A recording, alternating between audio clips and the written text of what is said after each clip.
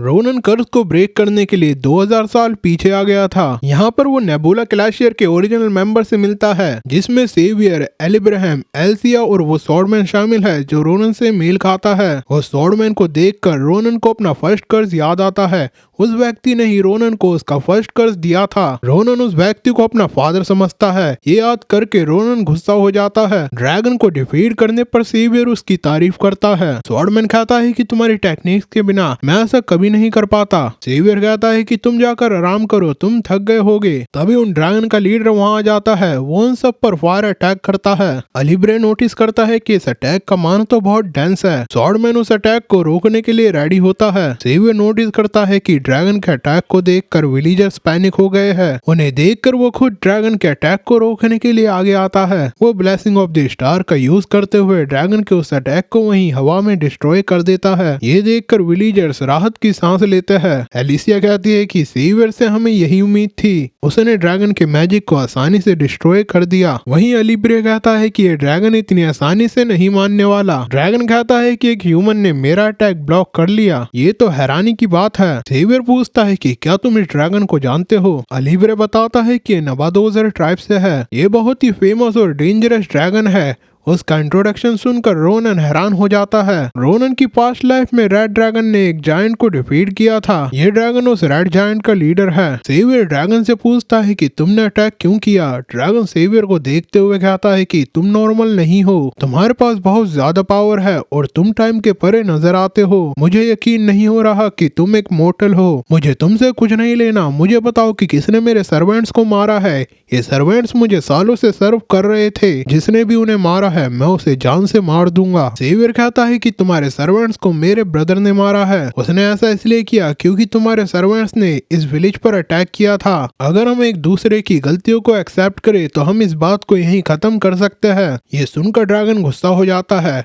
वो कहता है कि तुम सब हमारे हाथों मरने के लिए ही पैदा हुए हो। अलीशिया विलेज को बचाने के लिए शील्ड को बनाती है। ड्रैगन उन सब पर अटैक करता है। अलीब्रे बताता है कि अटैक कोई नॉर्मल अटैक नहीं है, ड्रैगन का सबसे पावरफुल अटैक है। स्वॉर्डमैन स्वॉर्ड को निकालते हुए रेडी होता है। तभी सेवियर उसे ऐसा करने को मना करता है। वो कहता है कि इससे मैं खुद निपटूंगा। वो ब्लेसिंग ऑफ द स्टार का यूज करके स्वॉर्ड बनाता है। फिर उस स्वॉर्ड से ड्रैगन की ओर अटैक करता है। वो ड्रैगन के अटैक को डिस्ट्रॉय कर देता है। ड्रैगन को यकीन नहीं होता। वो कहता है कि ये तुमने कैसे किया। सेवियर का वो अटैक ड्रैगन में जाकर लगता है, जिससे ड्रैगन डैमेज हो जाता है। इसके बाद सेवियर को ड्रैगन की ओर अटैक करने के लिए आगे बढ़ता है और वो ड्रैगन का हॉर्न काट देता है। इस अटैक की स्पीड देखकर रोनन हैरान है। वो सोचता है कि अगर मैं यहाँ पर होता तो इस अटैक को अपनी आंखों से नोटिस भी नहीं कर पाता। ये व्यक्ति स्वॉर्डमैनशिप के शिखर पर है। वो याद करता है कि सेवियर का अटैक एक अलग लेवल पर है, पर इसकी टेक्निक नाविरोस के जैसी है। सेवियर ने ड्रैगन के हॉर्न्स काट दिए हैं। रोनन नाविरोस से हुई उसकी कन्वर्सेशन याद करता है। नाविरोस बताती है कि मैं साउथ के फॉरेस्ट में एक व्यक्ति से मिली थी। उसी ने मुझे स्वॉर्डमैनशिप सिखाई। उसी ने मुझे फर्स्ट टाइम हराया था। हालांकि हमारी स्वॉर्डमैनशिप सेम है, पर हम दोनों के लेवल में जमीन आसमान का अंतर है। काश एक दिन तुम भी उस व्यक्ति से मिल सको, तुम उसे देखते ही पहचान लोगे। रोनन सेवियर के अटैक को देखकर हैरान है। वो सोचता है कि तो यह है स्वॉर्डमैनशिप की पीक। ये देखकर वो ड्रैगन डर जाता है और वहां से भाग जाता है। रोनन नोटिस करता है कि ड्रैगन खुद में एक कैलेमिटी है। सेवियर ने इसे आसानी से भगा दिया। नाविरोस सही कह रही थी, इस व्यक्ति की स्वॉर्डमैनशिप एक अलग लेवल की है। ये देखकर विलीजर्स खुश हो जाते हैं कि सेवियर ने उन्हें सेव कर लिया। सेवियर बताता है कि हॉर्न्स बहुत प्रीशियस मटेरियल है। ड्रैगन को भागते हुए देखकर एल्सिया और एलिब्राहम दोनों हैरान हैं। स्वॉर्डमैन सेवियर से कहता है कि मैं उस ड्रैगन को हैंडल कर सकता था। सेवियर कहता है कि हाँ, तुम ऐसा कर सकते हो, पर अगर तुमने उस ड्रैगन को मार दिया होता तो उनके ट्राइब के मेंबर्स हमारे पीछे पड़ जाते और ये परेशानी वाली बात होती। स्वॉर्डमैन कहता है कि पर तुम्हारे लिए परेशानी वाली बात नहीं होती। ये सुनकर सेवियर कहता है कि बस बहुत हो गया। स्वॉर्डमैन उससे माफी मांगता है। सेवियर उसे आराम करने की कहता है। एलिब्राहम से कंस्ट्रक्टर को सुपरवाइज करने की कहता है। वो बताता है कि मैं रेड ड्रैगन सेंचुरी जाने की सोच रहा हूँ। मैं नवाडोजर ट्राइब से माफी मांगना चाहता हूँ। माना कि मैंने सेल्फ डिफेंस में किया है, पर फिर भी मैंने उनको हट किया है। अलीब्रे बताता है कि हाँ, ये अच्छा ऑप्शन है, पर वहां जाते हुए तुम्हें सेंट्रल रीजन को पार करना होगा। वहां पर एक ओर्स नाम का ड्रैगन है, उससे तुम सावधान रहना। उसके पास 2 पेयर्स विंग्स है। उसे देखकर तुम उसे पहचान सकते हो। रोनन हैरान है कि अब ये ऑर्स की बात कर रहे हैं। ये वही ऑर्स है जिसको एम्पायर के फर्स्ट एम्परर ने मार भगाया था। तभी वो नोटिस करता है कि वो कहीं और आ गया है, और यही नहीं, वो अपनी बॉडी को मूव भी कर सकता है। वो अपने सामने एक बिग स्क्रीन देखता है। उसे 20 से 30 साल बाद का समय दिखाया जाता है। वो छोटी लड़की जिसके पास प्रोस्थेटिक लेग था वो बड़ी हो चुकी है। विलेज का कंस्ट्रक्शन वर्क खत्म हो चुका है। अब सेवियर वहाँ से जा रहा है। वो बताता है कि अब हमारे बिना भी ये विलेज सेफ रहेगा। विलेजर्स उसका धन्यवाद करता है। सेवियर का ग्रुप वहाँ से चला जाता है। रोनन नोटिस करता है कि ये तो वही सेम विलेज है, मानो कि मैं कुछ सालों आगे चला गया हूँ। वो अपने आसपास बॉक्स को देखते हुए कहता है कि तो ये सब सेवियर की स्टोरीज है। वो देखता है कि सेवियर का ग्रुप डायनहार में दिखाया जाता है। वो वहाँ पर लोगों की मदद करने आया है। वहाँ पर लोगों की मदद करने के बाद वो वर्ल्ड में कई जगह जाता है। वो एल्फ्स के पास भी जाता है, वो ड्वार्फ्स के पास भी जाता है। जगह जगह घूमने के बाद उसके पास कई सारे फॉलोवर्स आ जाते हैं। सेवियर उन सबको वापस जाने को कहता है। फॉलोवर्स जिद करते हैं और कहते हैं कि हम तुम्हें फॉलो करना चाहते हैं, और ऐसे सेवियर के संग कई लोग जुड़ जाते हैं। एलिब्रा है सेवियर से ग्रुप का नाम रखने को कहता है। कई लोगों को लगता है कि एक कल्ट है, और कई लोग उन्हें गैलेक्टिक ऑर्डर के नाम से जानने लगे हैं। एल्सिया भी कहती है हमें अपने ग्रुप का नाम रखना चाहिए। सेवियर कहता है कि ठीक है, स्टार्स की होली स्पिल को एक्सेप्ट करते हुए मैं इसका नाम नेबुला क्लैशियर रखता हूँ। 1000 साल बाद का सीन दिखाया जाता है। मैनकाइंड आपस में वॉर कर रही है। पूरा टाउन आग से जल रहा है, और इस टाउन को जलते हुए सेवियर और उसके मेंबर्स देख रहे हैं। एलिब्रा कहता है कि वहाँ फिर से वॉर हो रही है। ऐसा कितनी बार हो चुका है। हम नेशंस की हेल्प करते हैं और फिर उसके बाद वो आपस में फाइट करने लगते हैं। एल्सिया कहती है कि ये बार बार होता रहा है। ये सुनकर रोनन सोचता है कि तो 1000 साल में बार बार ऐसा होता रहा है, और इसी कारण यहाँ का एटमॉस्फेयर भी चेंज हो गया है। मैं सेवियर का फेस देखना चाहता हूँ। सेवियर प्लेस की ओर चलने को कहता है। उसके मेंबर्स पूछते हैं कि तुम उनकी हेल्प क्यों करना चाहते हो। वो लोग एक दूसरे को मारने पर तुले हुए हैं। सेवियर पूछता है कि क्या तुम्हें खून खराबा ही दिख रहा है। मैं उन लोगों को देख सकता हूँ जो सरवाइव करना चाहते हैं, और उन्हें भी जो लोगों का मर्डर करते हुए थक चुके हैं। एलिब्रा उसकी बात काटते हुए कहता है कि पिछले हजारों सालों से हम काम करते हुए थक चुके हैं। इन सालों में ह्यूमन एक दूसरे से फाइट करते हुए ही आए हैं। इन्होंने सब कुछ फिर से डिस्ट्रॉय कर दिया। हम कब तक इनकी मदद करते रहे। ह्यूमन एक ऐसी स्पीसीज है जो खुद को तबाह करने पर तुली हुई है। उनको सेव करना नहीं बल्कि एक पाखंड है। हम कब तक ऐसे ही मीनिंगलेस वर्क करते रहेंगे। हमारे ऑर्डर को फैसला लेना होगा। जो दूसरों से ज्यादा वैल्यूबल है हमें उन्हें सेव करना चाहिए। ये सुनकर सेवियर कहता है कि क्या कहा, जो वैल्यूबल है। लगता है कि तुम सबके सब सेम सोच रहे हो। सेवियर अपनी टीम को अलविदा कहकर अकेले आगे जाने लगता है। एलिब्रा कहता है कि क्या तुम हम सबको छोड़ रहे हो। सेवियर कहता है कि अगर तुम वैल्यूबल लोगों को सेव करना चाहते हो तो मैं उसे सेविंग नहीं कह सकता। ये एक एरोगेंट सिलेक्शन होगा। मुझे लगता है कि उन्हें अंत में समझ आ जाएगा,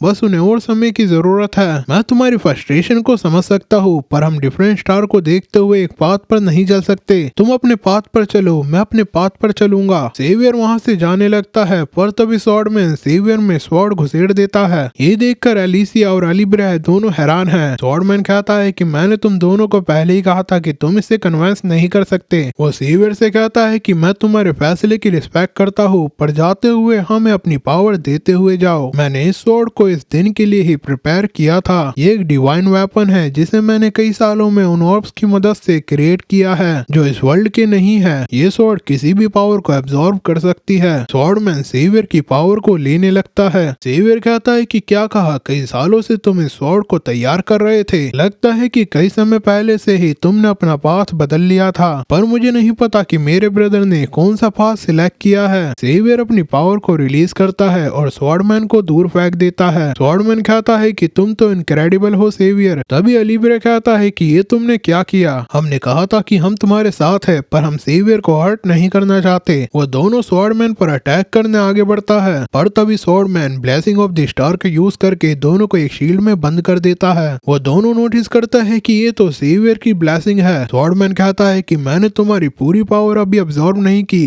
पर फिर भी मैं इतना स्ट्रॉन्ग हो गया हूँ। तो पता नहीं तुम कितने स्ट्रॉन्ग होगे। इतनी पावर के संग भी तुम ऐसी बेवकूफी भरा काम करते रहे। मैं सही था, तुम हमारे लीडर बनने के लायक नहीं थे। सेवियर कहता है कि तो तुमने ये डिसाइड किया है तो यही ठीक है, आ जाओ इसे एंड करते हैं। वो दोनों फाइट के लिए रेडी होते हैं। वो एक दूसरे पर अटैक करते हैं। इस अटैक से स्वॉर्डमैन का होठ हट जाता है। रोनन उसका फेस देखकर गुस्से में आ जाता है, क्योंकि रोनन को लगता है कि वो स्वॉर्डमैन और कोई नहीं बल्कि उसका फादर है। स्वॉर्डमैन सेवियर पर अटैक करता है। सेवियर अपनी स्वॉर्ड को जनरेट करके उसके अटैक को ब्लॉक करता है। इसके बाद सेवियर स्वॉर्डमैन पर अटैक करता है। स्वॉर्डमैन उसके अटैक को ब्लॉक करता है। इसके बाद वो दोनों एक दूसरे से फाइट करने लगते हैं। रोनन उसके स्किल को देखकर हैरान है। वो सोचता है कि मैं सेवियर की बॉडी में हूँ, इसलिए मैं इस फाइट को देख पा रहा हूँ। इसकी स्वॉर्डमैनशिप को मैं वर्ड्स में एक्सप्लेन नहीं कर सकता। इसके हर एक ब्लो में हजारों रास्ते हैं, मानो कि एक स्टार को फॉलो कर रहा हो। ये स्वॉर्डमैनशिप की पीक है। वो दोनों एक दूसरे पर अटैक करते हैं और बहुत बड़ा धमाका होता है। बैटल एंड होती है। अलीब्रेह और एलिसिया की शील्ड हटती है। अलीब्रेह नोटिस करता है कि फाइट को शुरू हुए कुछ ही पल बीते हैं। वो देखता है कि सेवियर ने स्वॉर्डमैन को डिफीट कर दिया है। स्वॉर्डमैन कहता है कि तुम इस फाइट को एंड क्यों नहीं करते, तुम्हें तो पता ही है कि अब चीजें पहले जैसी नहीं हो सकती। सेवियर वहाँ से जाने लगता है। वो उसके संग बिताए हुए पल को याद करते हुए कुछ कहने वाला होता है कि तभी स्वॉर्डमैन उस पर वार करता है और उसमें अपनी स्वॉर्ड घुसेड़ देता है। स्वॉर्डमैन कहता है कि ये भी स्टार की ही गाइडेंस है, तुम चिंता मत करो, मैं तुम्हारे बदले सेल्वेशन के लिए काम करूंगा। वो उसे आखिरी अटैक करके खत्म करने वाला होता है, पर तभी एलिब्रेह अपने रॉक जायंट से उस पर अटैक करता है। स्वॉर्डमैन उस रॉक जायंट के टुकड़े टुकड़े कर देता है। तभी वो देखता है कि अलीसिया सेवियर को लेके वहाँ से भाग रही है। अलीसिया उसे हील कर रही है। स्वॉर्डमैन उस पर अटैक करता है, पर तभी उसके बीच में एलिब्रेह आ जाता है, जिससे उसका हाथ कट जाता है। वो कहता है कि अगर तुम मुझे नहीं खोना चाहते तो उन्हें जाने दो। कर्स रोनन से पूछता है कि तो तुम्हें नेबुला की बिगिनिंग और एंडिंग कैसी लगी? चूज करने का टाइम आ गया है रोनन, तो तुमने क्या डिसाइड किया है? रोनन कहता है कि मुझे तुमसे कुछ पूछना है। इसके बाद सेवियर का क्या हुआ? कर्स कहता है कि किसे पता, हो सकता है कि वो अब भी जिंदा हो। रोनन पूछता है कि जिस स्वॉर्डमैन ने सेवियर को धोखा दिया, जो कि अभी नेबुला क्लैशियर का लीडर है, क्या वो मेरा फादर है? कर्स कहता है कि ये मैटर नहीं करता, ये जानना मीनिंगलेस है। इससे क्या ही फर्क पड़ता है कि वो तुम्हारा फादर है या नहीं। मुझे ये बताओ कि ऑर्डर लीडर जिसने सेवियर को स्टैब किया, क्या तुम उसे वर्ल्ड के लिए खतरा मानते हो?